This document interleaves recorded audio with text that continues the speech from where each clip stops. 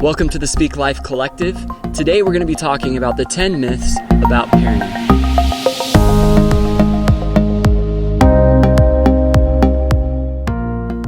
Well, welcome back to the Speak Life series, where we train you to speak up for the life of the unborn. My name is Ryan Lynn, and I'm so thankful that you are joining me today. The reason we're going to be talking about the 10 myths of parenting today is because I've been a dad for 10 years. Last week was my daughter Adelaide's 10th birthday, which means that I have been a dad to the most precious, wonderful, talented, sweetest little girl. And a couple years after Addie, my brilliant, wonderful, sweetest little boy Caspian was born. You know, before I became a dad, I had a lot of fears and misconceptions about what it meant to be a parent. So that's what I want to share with you today. So myth number 10, the only worthwhile child is a healthy child. There is no such thing as a healthy child. Every child will face some type of physical or mental hurdle in their lifetime. Think about your own life. Have you ever been perfectly healthy? Is there anything you wish you could change about your body or health issues over the years? Is your life less worthy because of a health issue? Both my kids have had numerous health issues the last few years, resulting in many doctors and specialist appointments, but I would never change being their dad because they have faced health challenges. An unhealthy child does not mean an unhappy child.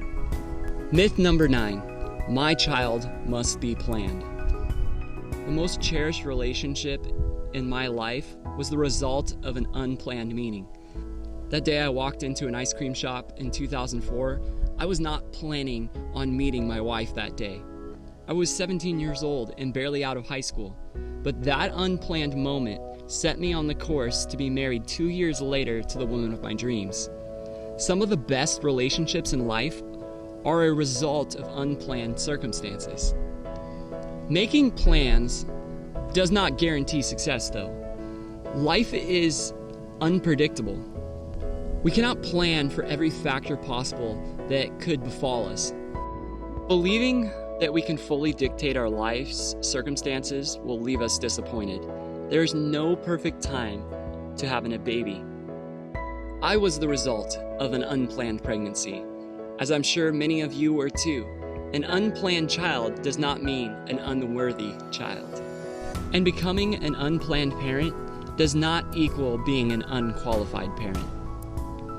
If you are in the midst of an unplanned pregnancy, just remember this: life is always a gift. It may be a surprise gift, but it's always a gift. It's up to you to appropriately value it. Myth number 8, I won't be able to raise a girl or a boy. For the first 3 years of our marriage, this was my excuse for not wanting kids. I was fearful of being a dad to a young woman. I was so scared of the challenges of raising a teenage girl. I didn't think that I could handle my daughter facing heartbreak or making poor choices. I was paralyzed by the fear of my future daughter breaking my heart because she made some foolish choice. At the same time, I had been a youth pastor for 3 years, and there were a handful of girls who modeled what it meant to be a young woman that follows God. Their examples encouraged me not to fear. They made it clear failure was a possibility, but not a guarantee. And even with poor choices, God's redemption is more powerful than anything they could ever do. I'm not 100% sure that my daughter will never break my heart with a foolish decision, but one thing will never change: my deep love for her. There is nothing that she could ever do that would make me love her less or make me disown her as my daughter. As a dad, the most foolish decision is to let fear of failure control you. Myth number 7, I'll be the same as my parents. It's true, your default setting as a parent is going to be whoever your parents were, but those facts don't have to play out in your life. God has given you a free will. He has given you a choice to be the kind of parent that you want to be. You can end the legacy of addiction, sin, and destructive parenting. You can be the change for your children that you wanted as a child. I'm so thankful that my parents made a conscious decision to raise my siblings and me differently than their parents did. You can change the direction that your lineage is headed. You can course correct the generational sin passed down from generation to generation. But that will only happen through purposeful parenting. It's not enough just to choose to be a parent. You have to choose to be a purposeful parent. Myth number 6, I will have no life as a parent. Yes, your life will change, but that doesn't mean that it will change for the worse. When I became a dad, my friendships changed drastically. I wasn't able to do the things I used to, but those friendships also changed for the better. Those friends became aunts and uncles. I also gained friendships over the last 10 years that I would have never had if it wasn't for the activities that my kids participated in. Parenting puts you on a new path, but that doesn't mean that you stop making progress. Parenting prioritizes our passions. Being a parent will make clear what is important to you. Becoming a parent helps put life in perspective. It calls us to a higher calling God has set upon our lives. Parenting can help us grow as people, put aside our selfishness, and love others more than we love ourselves. While our life may change, what we leave behind pales to what we will gain. Myth number 5, I will find my purpose as a parent. Some people think life is not worth living if I don't become a parent. The purpose of life is not to be a parent. The purpose of life is to know Jesus and to bring him glory. You will never be content as a father or mother until you know your heavenly Father.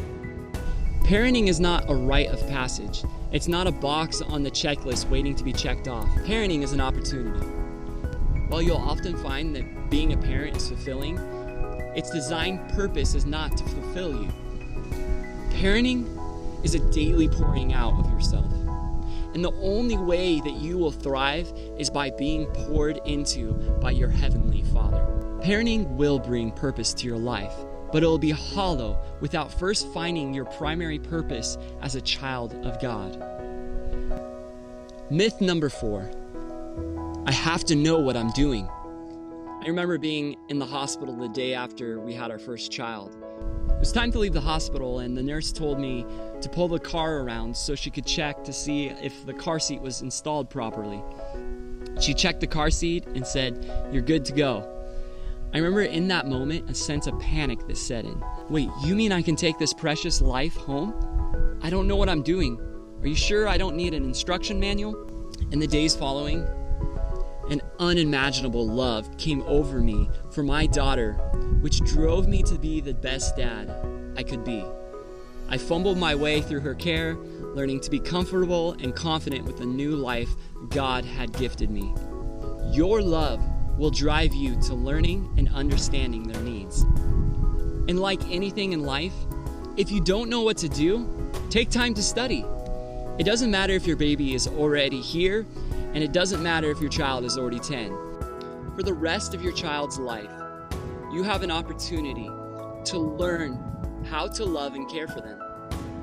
Get some good books. Ask other parents. Google it. You will make mistakes, and you will learn from them. Choose to be a parent that is willing to learn and grow. Myth number 3, I don't have time to be a parent.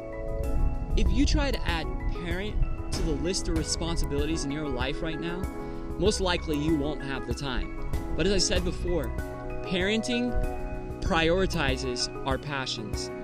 You will make time because there will be nothing more important to you than your child. You will never feel like you have enough time as a parent. But the real question is, what will you do with the time you do have? Myth number 2, I can't do it on my own. You're right, you can't do it on your own. But you don't have to do it on your own. If you have Jesus Christ in your life, he will never leave you or forsake you.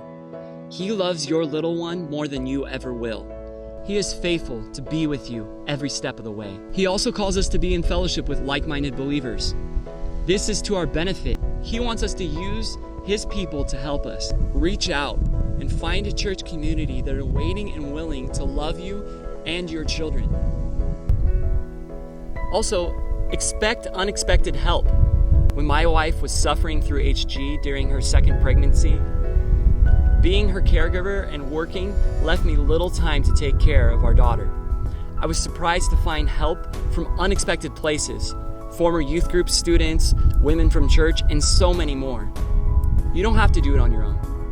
The Lord is with you, and you never know who He may provide to come alongside you. Myth number 1, I have to be financially ready to be a parent. You will never be satisfied with your financial situation as a parent. Just ask any parent. Oftentimes, our image of financial security is skewed by the area we live, the crowd we associate with, or the desires we have. God doesn't specify that we must be rich or unburdened to have children. What He does specify is that we must be rich in love and that He will provide the rest. It doesn't matter if you have the house paid off, the car paid off, are debt-free, and have the perfect job. New expenses always pop up that leave us feeling unstable in our finances. We will never have it all together. But know this, God is identified in His Word as Jehovah Jireh, the provider. He will provide for your daily need. If this isn't His will for you, to bring this new precious life into your life, He will provide. Trust Him. Here at the Speak Life Collective, our goal is to bring hope to hurting hearts. Our desire is that by watching this video, that you could know that you are going to be a wonderful parent. And no one will be mom or dad to your little one like you. So be brave and speak life.